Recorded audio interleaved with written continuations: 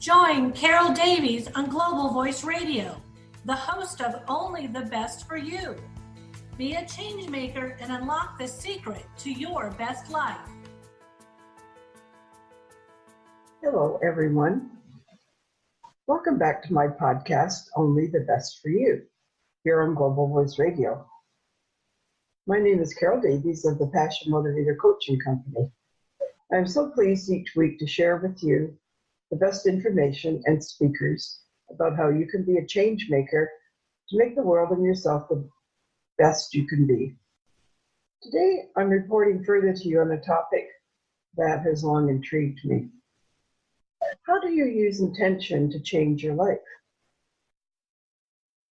Recently, I discovered a wonderful book in a networking group that I went to that has changed the way that I approach change.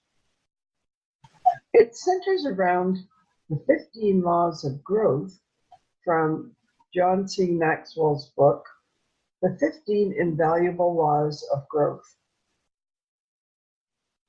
Mr. Maxwell outlines 15 laws of growth.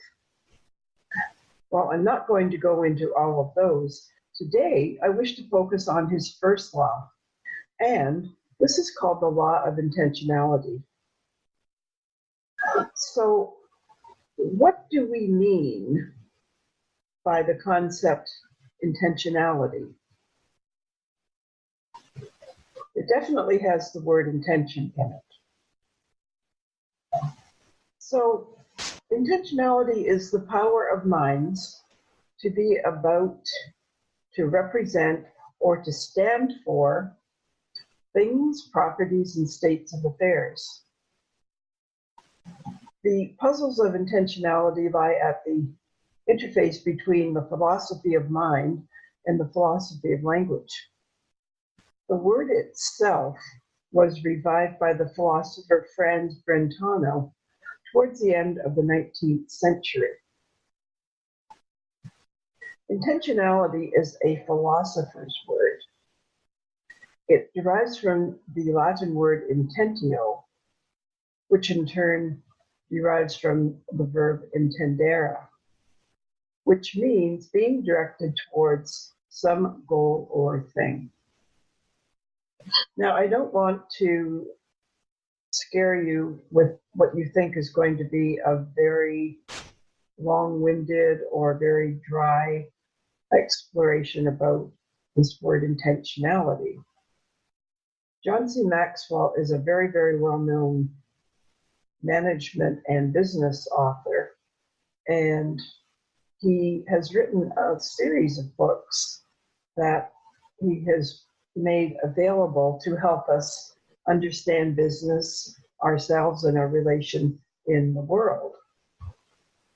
So let's take a look now at what he means by the law of intentionality. Here's a very good quote that was in the book, and it's by James Allen from As a Man Thinketh. People are anxious to improve their circumstances, but are unwilling to improve themselves. Therefore, they remain bound. Interesting, isn't it? People want to improve, but they just don't know quite how to start, or they feel stuck. So the thing to do with forming an intention means to decide in your life something that perhaps is not working, and then to think, well, what do I need to do to go towards that issue? It could be something such as getting up on the stage to become a motivational speaker. Maybe you have a gift for explaining, for talking, telling stories, but you've never really known, well, how would I get on the road to being a motivational speaker? Here's a story that John Maxwell told in his book. He said that his first big job was as the pastor at a very large church. He was only 24 years old at the time and feeling a little over his head. His friend recommended a growth kit, which was a year-long plan with materials designed to help a person grow and reach their potential. The course piqued John's interest in the subject, and he began asking other, more experienced people what their growth plans were. To his surprise, almost none of them had any growth plans. It seemed like everyone was simply winging it when it came to personal growth, and were just hoping for the best. After hearing story upon story about having no formal plan for personal growth, Maxwell discovered that most people fell into one of 8 reasons for not actively committing to personal growth. He called these the growth gap traps. The first gap is the assumption gap. A lot of people assumed that personal growth would happen automatically. They would just go through life learning from their failures and successes, and this would automatically create the growth they needed. The second gap is the knowledge gap. Several people claimed they didn't know how to intentionally seek out growth. If they were aware of a way to make their personal growth intentional, they would, but they were ignorant as to how to do this. The third gap is the timing gap. For some people, timing was their excuse for a lack of intentional growth.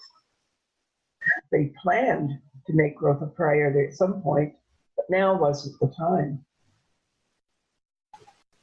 The fourth gap is the mistake gap.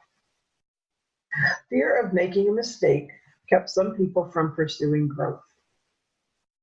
Failure is pretty much guaranteed to be a part of intentional growth, and they wanted no part of that. The fifth gap is the perfection gap. Needing the perfect circumstances to begin was yet another excuse for lack of growth. The sixth gap is the inspiration gap. Some people simply had no inspiration for growth. They either didn't think they needed it or didn't want to do the steps necessary to attain it. The seventh gap is the comparison gap. Fear of looking bad compared to others was still another reason for not attacking personal growth. The eighth gap is the expectation gap. The pursuit of intentional growth will take time and work. For some people, realizing that was enough to drive them away from the process. So, do one or more of these 8 growth gaps resonate with you? I know a few do for me. So how can we overcome these traps and actively pursue personal growth? Here are the qualities of intentional growth. The more of these you acquire yourself, the closer you will be to reaching your potential. 1, insist on starting today. The longer you delay something, the more likely it will never be done. Start on your personal growth plan today. 2, take complete responsibility to grow. Growth won't happen accidentally, and someone else won't make it happen for you. Take responsibility for your personal growth. 3, learn before mistakes. Mistakes are inevitable and not necessarily a bad thing, but many of them can be avoided by simply taking the time to learn from others who have come before you. Reading biographies is a great way to do this. 5, rely on hard work. Intentional growth takes time and effort. Have the discipline to follow through. 6, persevere long and hard. You're going to suffer setbacks on your path to growth. Persevere through them. 7, fight for good habits. The forming of good habits will be your best aid in personal growth, whether it is getting up a little earlier or skipping lunch. Form habits that will assist you in your growth. 8, follow through. The road to failure is paved with good intentions. Don't fall victim to that trap. Finish what you start. Follow through with your growth plan. 9, take risks. All big dreams come with risks. Don't be afraid to take calculated risks on your path to growth. 10, think like a learner. A well-known Jim Rohn says the difference between where you are now and where you will be a year from now is the books you read and the people you meet. Always be looking for ways to learn through reading, meeting others, and any opportunity you can find. 11, rely on character. Never compromise your integrity for the sake of success. 12, never stop growing. Intentional growth has no end point. It is a lifelong journey, and always be looking for ways to grow in every area of your life. So, do you have a plan to grow? Even if you are intentional about working, reaching your goals and being successful and working hard, you may hope to get what you want, but working hard doesn't guarantee success, and hope is not a strategy. Here is a little equation that I've come up with. Preparation equals luck. For example, preparation is growth plus attitude plus opportunity plus action, which is doing something. So if you do all these things, you create your own opportunities or luck. For example, make the transition to intentional growth. Ask the big question now. Where do you want to go in life? What direction do you want to go? What's the farthest you can imagine going? How long will this take? Do it now. Later is a dream killer. And face the fear factor. These are fear of failure, fear of being overextended financially, and fear of what others will think or say, and fear that success may alienate your family or peers. You need to change from accidental to intentional growth. You must go out of your way to seize growth opportunities as if your future depended upon it. Growth doesn't just happen. You must go after it. Rework your calendar. Schedule time every week for personal growth. Set an appointment with yourself for personal growth every day, 5 days a week. and start now. So just to recap, it's very important to do the following. Do everything you can to realize your full potential. Achieving your full potential requires an ambitious program of personal growth. You need enough self-esteem to believe that you are worth the effort. Change something in your life every day. Start with little changes and work up to bigger ones. Learn from negative experiences. Always talk positively to yourself. Don't get too cozy in your comfort zone. Extend yourself into the new areas that challenge you to grow.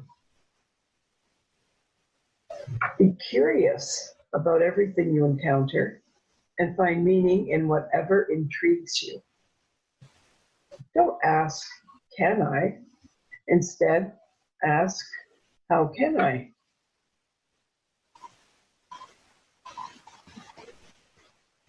So you have to ask yourself where you want to go in life. Because as we've said, personal growth does not occur automatically.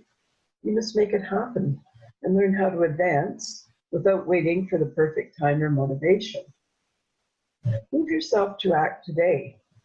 Don't worry about making mistakes.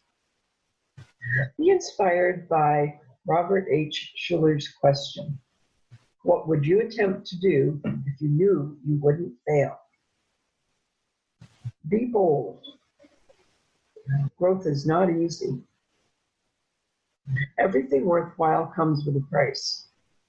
Be ready to pay that price, but always remember that faith trumps fear. Always believe that you will evolve and base your change process on solid intentions. Make the right choices for yourself as you take charge of your life. As Eleanor Roosevelt said, in the long run, we shape our lives and we shape ourselves.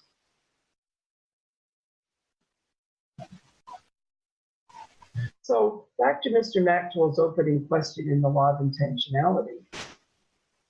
Do you have some sort of plan for personal growth? And if you do, is it enough to get you where you want to go? Are you consistent in the action you take? Even if you consider yourself to be in the minority that can truly answer yes to each of these questions, my guess is that you don't mind some help from time to time. I know I certainly need it. So going back to what I said in the beginning, this wonderful book by John C. Maxwell, The 15 Invaluable Laws of Growth, has its major premise that focusing on growth is more important than focusing on goals. Obtaining a goal will help you accomplish a task or dream, but personal and professional growth will change who you are.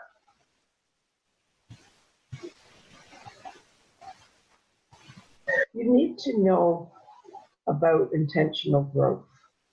You must be focused on growth, and you must desire to want to grow and develop a plan for growth.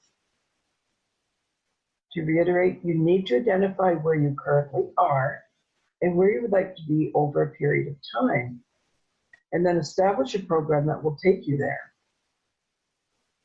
Take the time and map out how you're going to accomplish your growth goals. What are you going to learn, read, and study to develop your skills and knowledge in your area of interest? You must know yourself to grow yourself. You must know where you're starting from. So completing an analysis such as Myers-Briggs analysis or other personality tests will help you understand your strengths and weaknesses. Knowing your strengths and weaknesses is a key aspect of developing a growth plan. Knowing your current skill level and your current capabilities are critically important to developing a growth plan. You must see value in yourself to add value to yourself. You will take care of yourself if you think you are worth taking care of. You know this is true when you see someone who's not willing to put in the time to develop themselves. It's because of how they see themselves. It simply boils down to how you see yourself. Are you someone worth the effort no matter what the cost? Are you willing to pay the cost to develop yourself? When you learn to pause, you allow your thinking to catch up. To grow, you must take time to think. In John C. Maxwell's book, I learned that you must take time to evaluate your thinking on a weekly basis. Take time to meditate on what you're learning and reading. When you find a great book, don't go right on to the next one, but take some time in between good books and reflect. Reread it if you need to, or listen to the audio version of the book, listening and looking at it from different angles. Write notes to yourself about what you are learning and reflect. Some books you must allow to cook slowly, like a great stew in a crock pot. Sometimes the things that you learn will bubble up a bit later on. Motivation gets you going, but discipline keeps you growing. This is so true. Think about the first of the year when everyone decides to go to the gym, read a book, or develop a new skill. About 90% of people will fall off with their new resolutions or goals. But if you put your personal growth plan as a priority, you'll be among the 10% that keeps carrying on with joy and ease and absolute determination. Character growth determines the height of your personal growth. This is a challenging concept because it means you must focus on growing in your character. Growing your character doesn't require IQ, but it does require perseverance, integrity, honesty, and discipline. If you do these, you will grow in your capacity to grow personally. Entrepreneurs understand the value and necessity of setting goals, but I wonder how many set intentions. What's the difference? Goal setting helps us see the future, understand what we want, create a plan, and stay on track to get it done. Sounds wonderful, but for some, there is a downside to goal setting. It takes us out of the moment and creates an emphasis on what we don't have. For those who set goals and sometimes fail to achieve them, the active goal setting can lead to a sense of not only falling and failing, but of being a failure. Setting and living your intentions allows you to focus on who you are in the moment, to recognize and live your values, and to raise your emotional energy, which in turn raises your physical energy.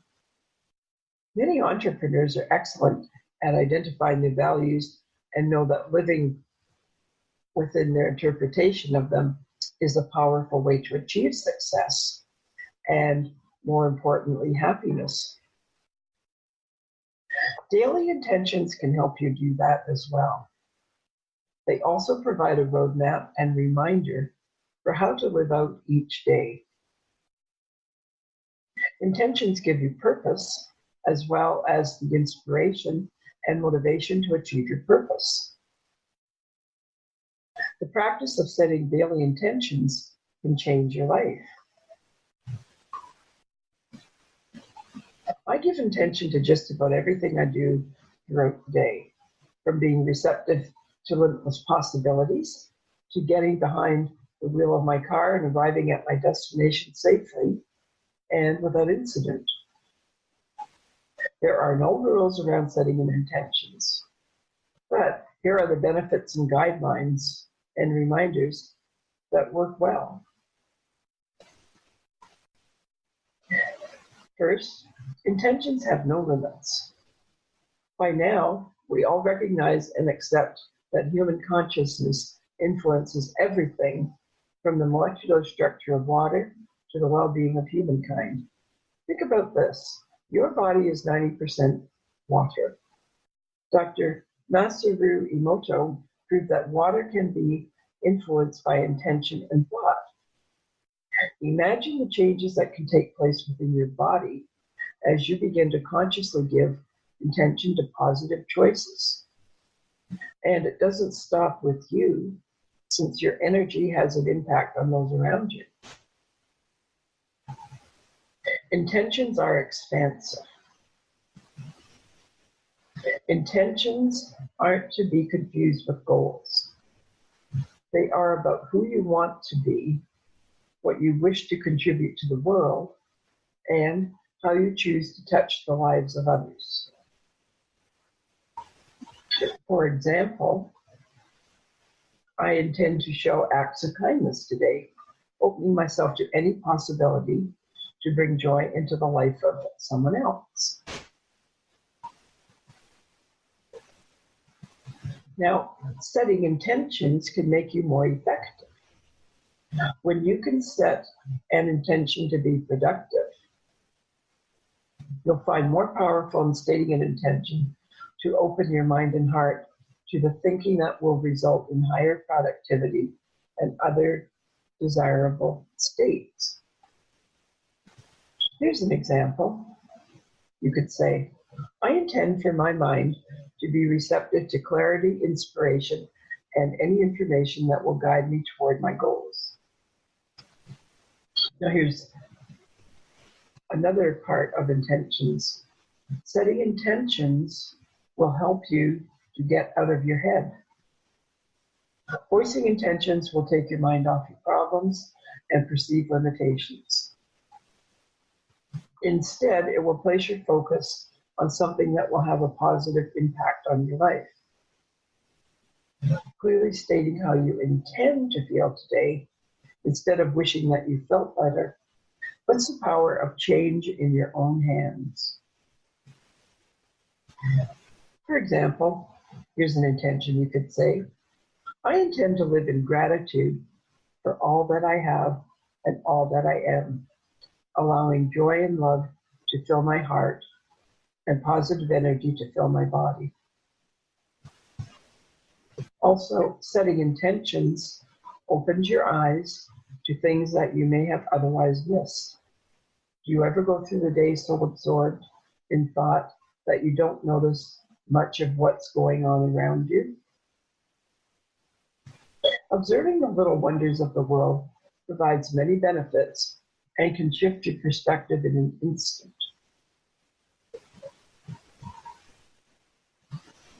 For example, you might work outside in your garden and set an intention of remaining aware of your beautiful surroundings. You could decide to work out in your garden, perhaps, on the patio or under a lovely tree. So while you're focused on your work, it's very pleasant, but it's also important to remember not to get so lost in your pleasant surroundings that you neglect to observe and appreciate the very thing you're outside to enjoy. For example, here's an intention you could say, I intend to expand my focus so that I may enjoy, appreciate, and contribute to the beauty of nature. Intentions can include also global contributions. Most of us feel concerned about certain global issues, but sometimes feel powerless to help. Remember the butterfly effect. A small change can result in large differences. Setting an intention to make a difference can open your mind to ideas and opportunities to do so. It may shift your perspective on the impact of even the smallest contribution to your cause. Just saying out loud that you intend to be a part of the change is empowering. Here's an intention you could say about that. I intend to remain open and receptive to opportunities for meaningful contribution to recycling, and I am grateful for any part that I play in facilitating change. So picture where you want to go. But how does intention help get us there? An intention is so powerful because it slowly shows people how incredibly powerful they are. Oftentimes people allow the day or the week or the month to happen to them. And when you set an intention, you are activating your receptivity and manifesting and putting out that which you intend to attract and call into your life. And that is the power behind it. Intentionality is a different way to look at living your life. So why not give it a try? I truly hope that you will find some great takeaway from my talk today. If you want further information about intentionality or want to talk about more ideas with me, contact me for a session through my website, www.thepassionmotivator.com, or by email at coachcaroldavies@gmail.com. I'd love to hear from you. Remember, you can change your life at any time and become the success you want to be. I look forward to connecting with you again next week. Bye now. Tune in every Wednesday at 12 p.m. Eastern for Only the Best for You with Carol Davies on Global Voice Radio.